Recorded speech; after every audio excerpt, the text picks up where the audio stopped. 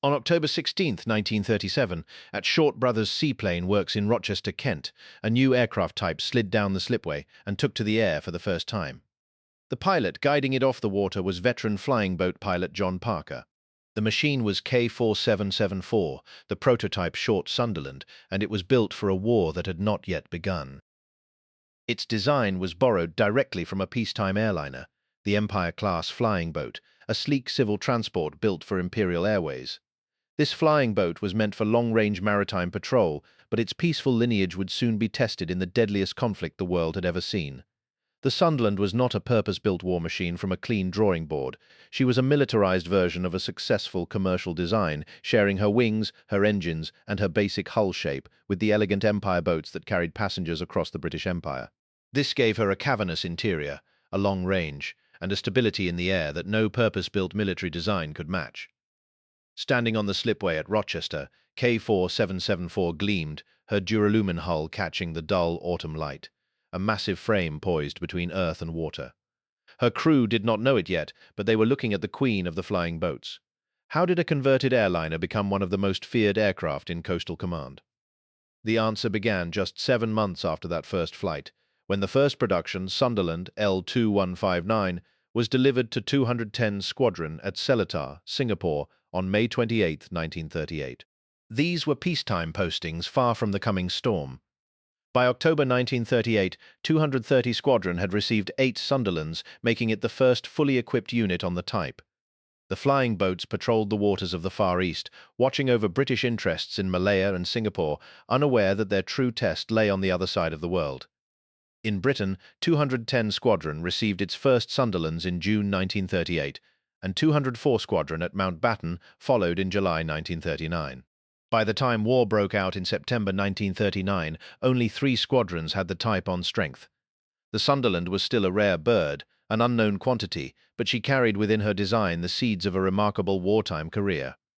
Born from civil aviation, built for long-range patrol, she was uniquely suited to the maritime war that lay ahead. The men who flew her would come to call her the Queen of the Boats. In April 1940, Flight Lieutenant Frank Phillips lifted his Sunderland N9046 off the water at Invergordon and set course for the North Sea.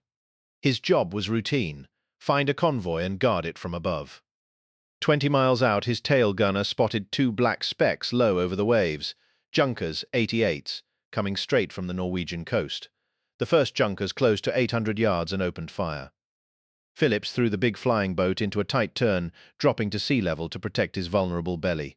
His gunners answered back: Corporal Lilly in the rear turret, LAC Dixon from the starboard hatch, LAC frame up front. The Junkers broke off. An hour later, 6 more Ju 88s arrived. One by one they came in from astern. Lilly held his fire until the nearest was 100 yards away, then gave it a long burst.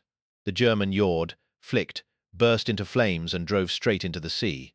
A second Junkers took hits in its engine and limped away, trailing smoke.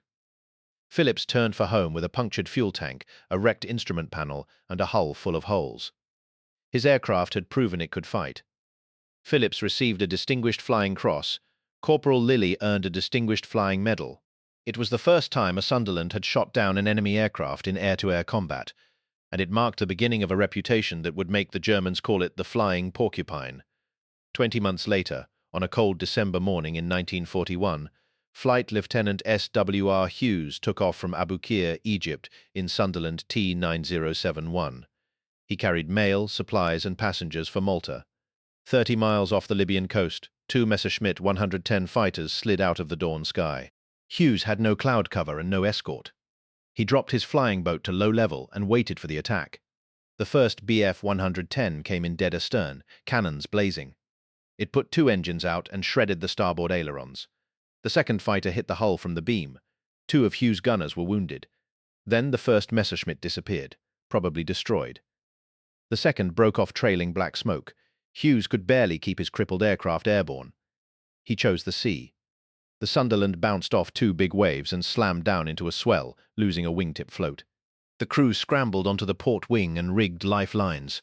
For hours they sailed the wreck stern first before the wind, using the rudder to steer for the coast.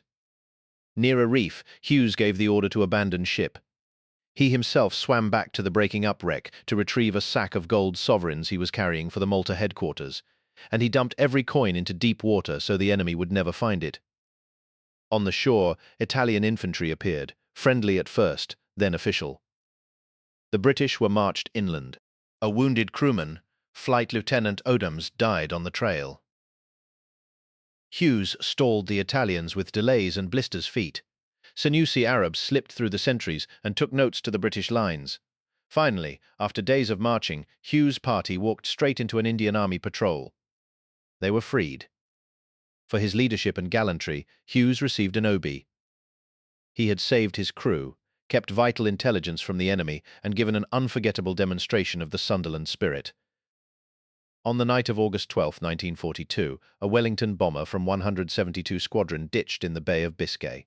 At dawn, Wing Commander N.A.R. Halliday, commanding officer of 461 Squadron RAF, brought his Sunderland B-Baker to the spot. He saw the crew in a rubber dinghy. He knew the rules. His aircraft was designed for sheltered waters, not open ocean. He jettisoned his depth charges and dumped 500 gallons of fuel to lighten the load.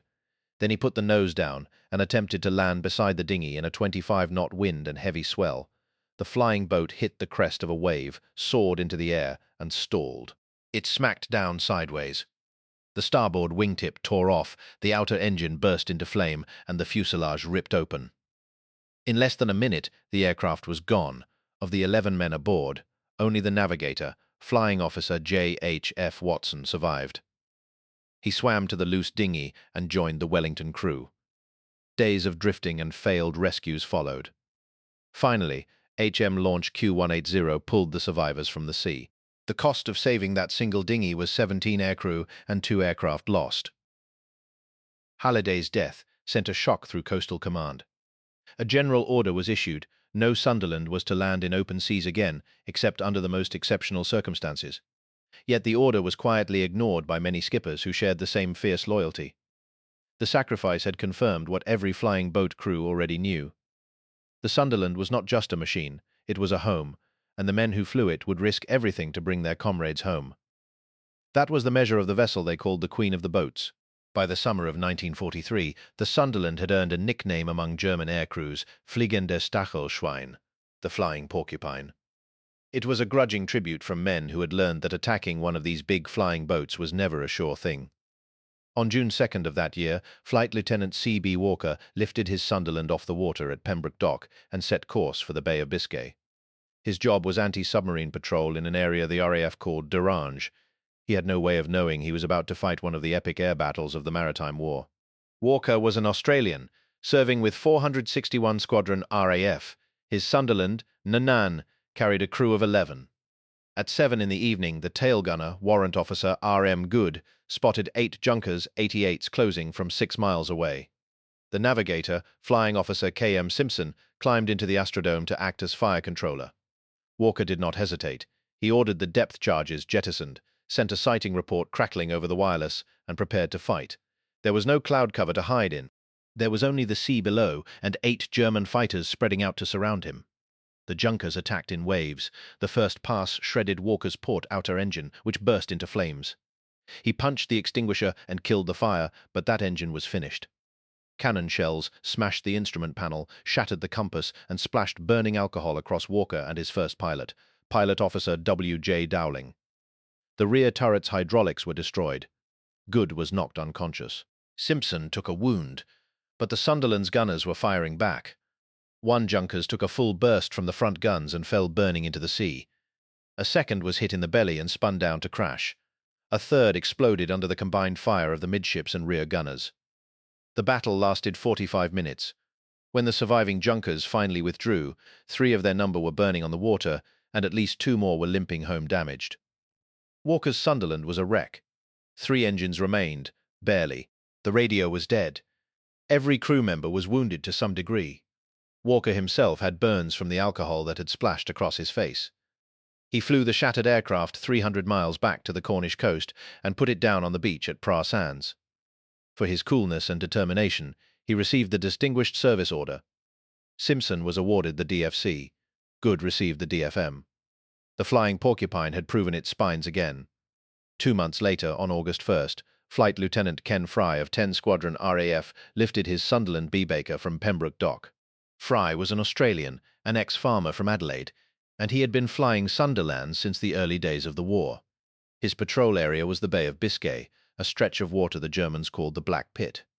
He was assigned to escort the 2nd Escort Group, a formation of Royal Navy sloops hunting U-boats. 6 miles ahead, Fry spotted a submarine on the surface, heading straight for the warships. He pushed the throttles forward and began his attack run. The U-boat was U-454, and its crew saw him coming. The deck gunners opened fire with everything they had. Cannon shells and machine gun fire tore through the Sunderland's thin hull. Fry's starboard inner engine was shattered. The outer engine was damaged too. At 400 yards range, a shell ruptured the starboard main fuel tank. Petrol flooded the cockpit, filling the air with fumes. The 3 pilots on the flight deck were almost certainly wounded, but Fry never wavered. He held his course, his gunners raking the submarine's deck, and released his depth charges in a perfect straddle across the conning tower. The depth charges erupted in a wall of white water. For a moment, the submarine disappeared. Then it emerged, listing heavily, and began to sink by the stern. U-454 was finished, but Fry's Sunderland was finished too. The damage from the flak was too severe. The aircraft was losing altitude, its controls failing. Fry knew he could not make it back to base. He turned toward the escort group and prepared to ditch.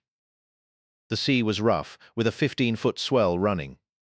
He set the Sunderland down as gently as he could, but the big flying boat bounced once, twice, 3 times, and then the port wing dug in. The wingtip float tore off. The aircraft cartwheeled and broke apart. When the wreckage settled, 5 of the 11 crew were clinging to a section of floating mainplane. The rest had been lost. Fry was not among the survivors.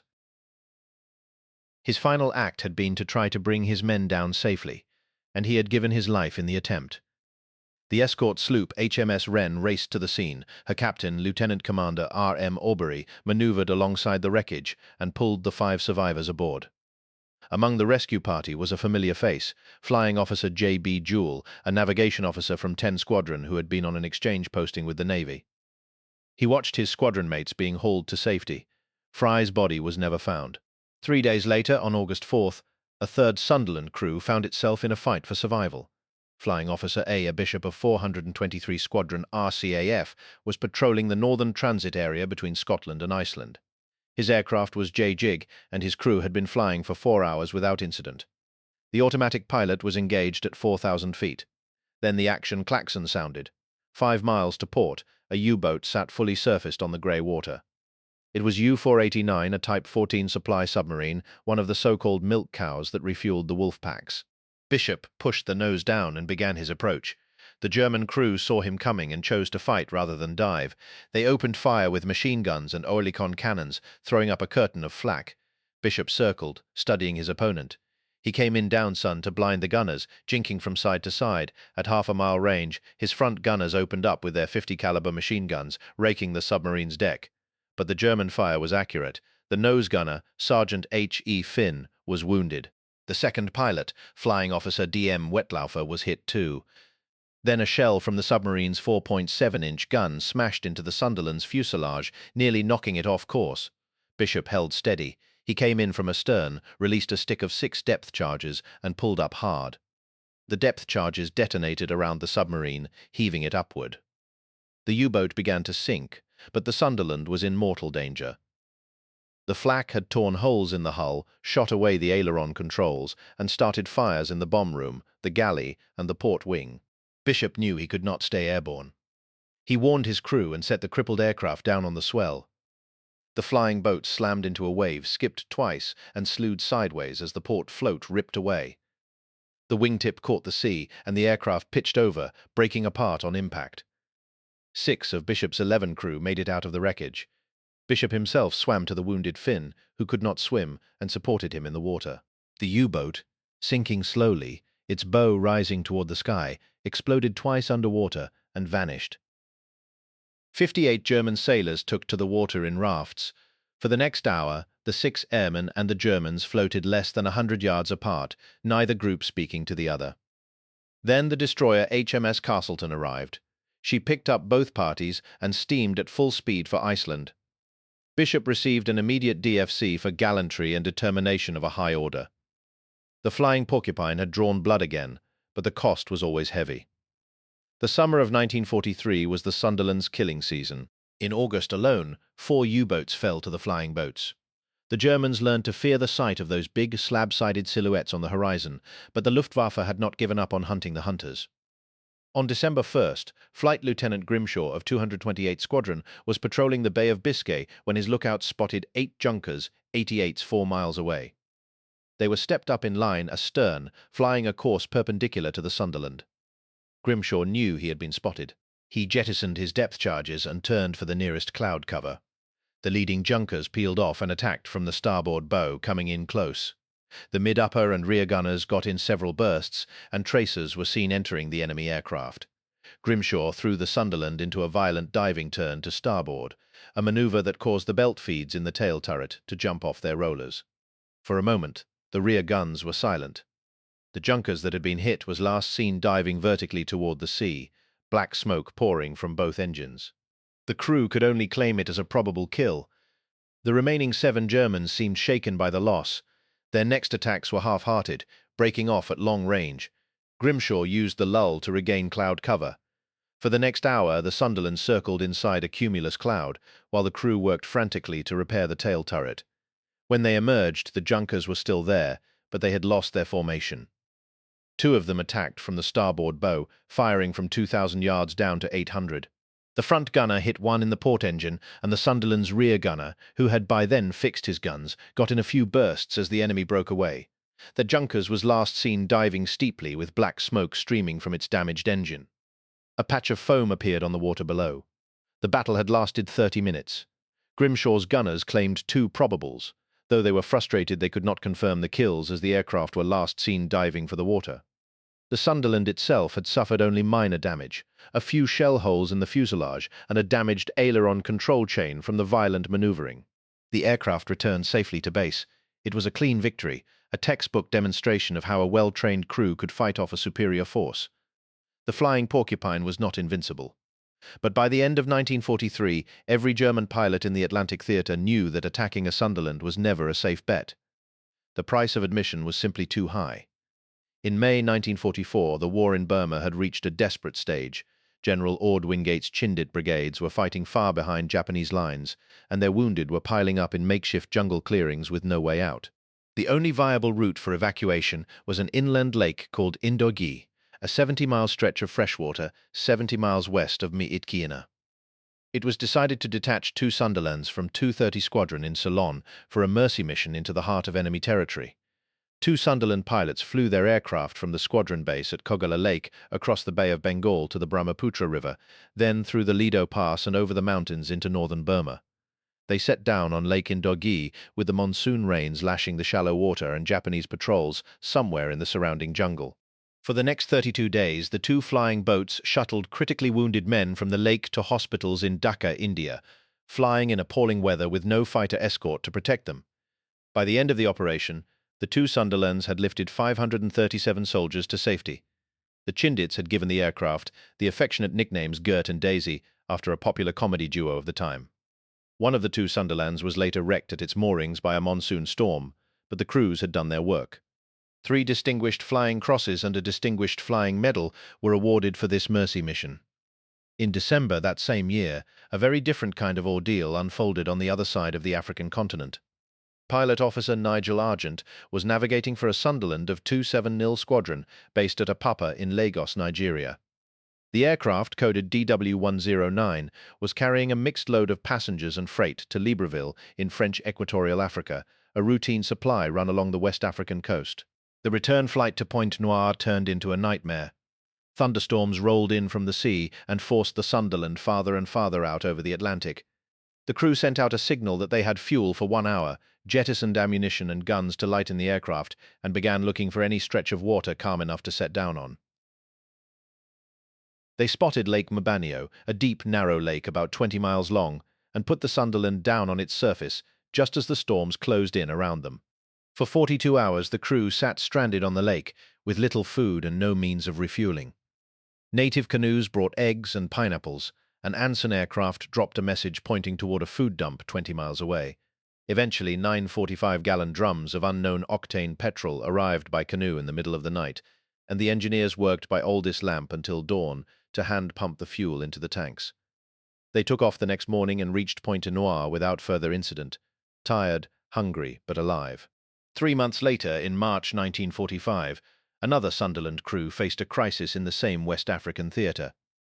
A flight test near Lagos revealed a persistent vibration in the port inner engine that no one could diagnose. The skipper, Flight Lieutenant Russell, took the aircraft up for a final check, with Pilot Officer Argent in the right-hand seat and a skeleton crew aboard. 15 minutes into the flight, the vibration worsened dramatically. The port inner propeller sheared off and flew forward, smashed back into the wing leading edge, then rebounded into the hull and tore a 6-foot gash just 9 inches above the waterline. The aircraft lurched violently, but Russell kept his head. He throttled back, switched off the damaged engine, and dived for the alighting area without flaps, pushing the speed past 160 knots to lose height. He set the aircraft down in a perfect landing, despite the vibration and the gaping hole in the hull. On inspection, the cause was found to be a sheared reduction gear. The Sunderland was hauled up the slipway and the entire engine bank was removed, but the aircraft was never flown again. It was towed out to sea after VE Day and used for target practice by the Navy. The same pilot who had lost the propeller had previously lost a starboard inner in a similar failure and walked away from both incidents. The Sunderland could punish a man for the smallest mechanical fault, but in the hands of a skilled crew it could also forgive him. The war ended, but the Sunderland's work did not. In the summer of 1948, the Soviet Union blockaded Berlin, cutting off all ground access to the city. The Western Allies responded with the Berlin airlift, a round-the-clock operation to feed and fuel 2 million people by air alone. Among the aircraft pressed into service were the flying boats of 201 Squadron. The Sunderlands did not land at Tempelhof or Gatto. Instead, they flew to the Havel Lake in the British sector, a wide stretch of water in the city's western suburbs. There they touched down and unloaded their cargoes: salt, dried milk, and other bulk essentials that the land-based transports could not easily carry. For months, the big flying boats shuttled between the Elbe River and Berlin. Their hulls filled not with depth charges, but with food. It was a strange final chapter for a machine built to hunt submarines. But it proved once again the Sunderland's versatility. The aircraft that had guarded the convoys now guarded a city from starvation. 8 years later, in September 1956, a Sunderland from 201 Squadron moored on the River Thames near the Tower of London. The aircraft was DP-198, one of the last Mark V's still in service. It had come to take part in the Battle of Britain Memorial Flypast, a tribute to the airmen who had defended Britain 16 years earlier. For the crowds along the embankment, the sight of a Sunderland on the Thames was a living link to the war years. The flying boat had not fought in the Battle of Britain. It was a creature of the Atlantic, not the Channel. But it belonged to the same generation of men and machines that had held the line when Britain stood alone. The flypast was a reminder of how far the Sunderland had travelled since its first flight in 1937. By 1956, jet aircraft were entering service, and the age of the flying boat was drawing to a close. Yet here in the heart of London, the old boat sat on the tide, still wearing the roundels of Coastal Command. The end came on May 20th, 1959. On that day, Sunderland Mark V ML797 of 205 Squadron landed on the water at Seletar, Singapore, for the last time. It was the final flight of any Sunderland in RAF service.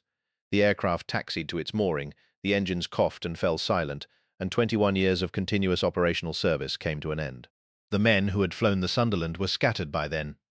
Squadron leader Vic Hodgkinson, who had survived that night ditching off the Scottish coast in 1941, had gone on to command 40th Squadron RAAF in Australia. After the war, he flew the civil version of the Sunderland for BOAC, logging thousands of hours on the same basic airframe he had first learned to trust in combat. Others, like Sergeant A.W.F. Burge and Flight Lieutenant Ray Goff, returned to civilian life. Burge, the young flight engineer who had helped attack a U-boat on his first operational sortie, went back to his peacetime trade. Goff, who had flown his Sunderland through the flak over Dakar at 0 altitude, completed his 1,000 hours on 204 Squadron, and then walked away from military flying. The records are silent on their later years, but the aircraft they served left a permanent mark on the history of maritime aviation. The Sunderland was the last of its kind. After ML797 was struck off charge, no flying boat ever again wore the roundels of the Royal Air Force. The age that began with canvas and wood biplanes on the slipways of Felixstowe and Calshot ended on a quiet morning in Singapore. Frank Phillips had drawn first blood in air-to-air combat. SWR Hughes had dumped a fortune in gold into the Mediterranean. C.B. Walker had fought off 8 Junkers 88 single-handedly. A bishop had destroyed U-489 and survived the ditching. All of them lived to see the peace they had fought for. What remained was the memory of those like Flight Lieutenant Ken Fry, who did not survive the war, yet whose sacrifice in the destruction of U-454 became the authentic measure of the machine they flew. What remained was the memory of those who had flown the Queen of the Boats, and of a machine that was, in the end, far more than the sum of its parts. If you have family stories or memories of the Sunderland, or of anyone who served in Coastal Command during the war, we would be grateful if you would share them in the comments below. We read every one. And if you would like to help us continue making documentaries like this one, please subscribe to the channel and give this video a like. Thank you for listening and for your support.